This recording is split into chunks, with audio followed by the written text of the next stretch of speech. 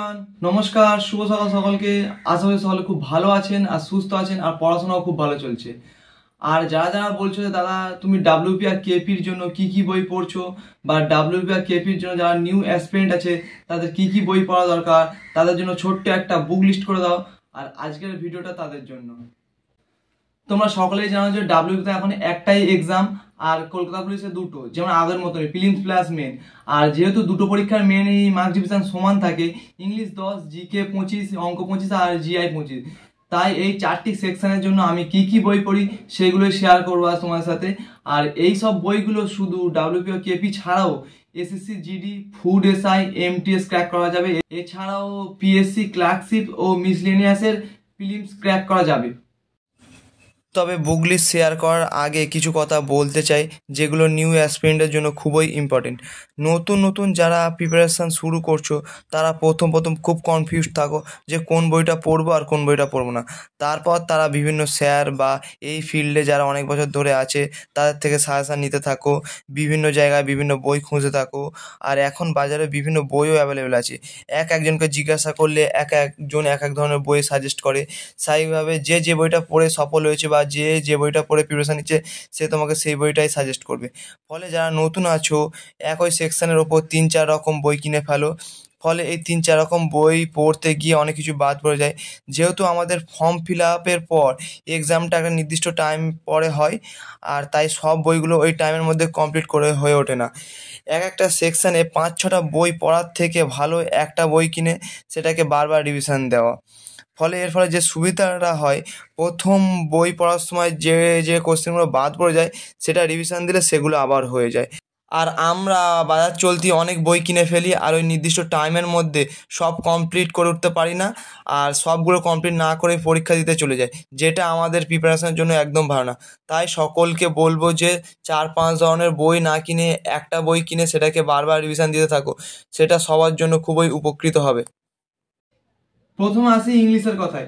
ইংলিশের জন্য আমি যে বইটা পড়ি সেটা হলো আরিহ্যান্ড পাবলিকেশনের SP Bakshi general objective English.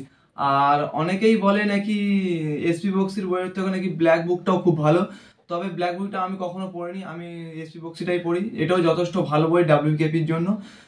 আর তোমরা যে বইটাই পড়ো না কেন সেই বইটা মাল্টিপল টাইম পড়ো, যেটা আমাদের প্রিপারেশনের জন্য খুবই হেল্পফুল হবে। এবার আসি অঙ্কের কথায়। আমি প্রথম অঙ্কটা শুরু করেছিলাম চঞ্চল ঘোষ থেকে, আর এখন প্র্যাকটিস করি সুবির দাস থেকে। আর সুবির দাসে প্রত্যেকটা চ্যাপ্টারে প্রচুর টাইপস থাকে, আর এইসব টাইপসগুলো ভালো করে শিখে নিলে ডাব্লিউ বা কেপির এক্সামে এইসব টাইপস থেকে অনেক অঙ্ক কমন পাওয়া যায়। আর এই ডাব্লিউ বা কেপি এক্সামে 10th লেভেলের অঙ্ক আসে, আর দিন যে হারে কম্পিটিশান বাড়ছে তাই অঙ্কর কোশ্চেনগুলো সেইভাবে স্ট্যান্ডার্ড হচ্ছে।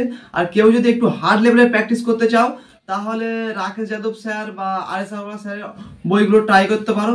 তবে আমার মনে হয় পুলিশের জন্য সুবির দাস বা চঞ্চল ঘোষ এই দুটো বই করলেই যথেষ্ট। রিজনিং এর জন্য আমি যেই বইটা ইউজ করি সেটি হলো সুবির দাস স্যারের রিজনিং বই। ডাব্লিউ বা কেপির জন্য এটি একটা পারফেক্ট বই।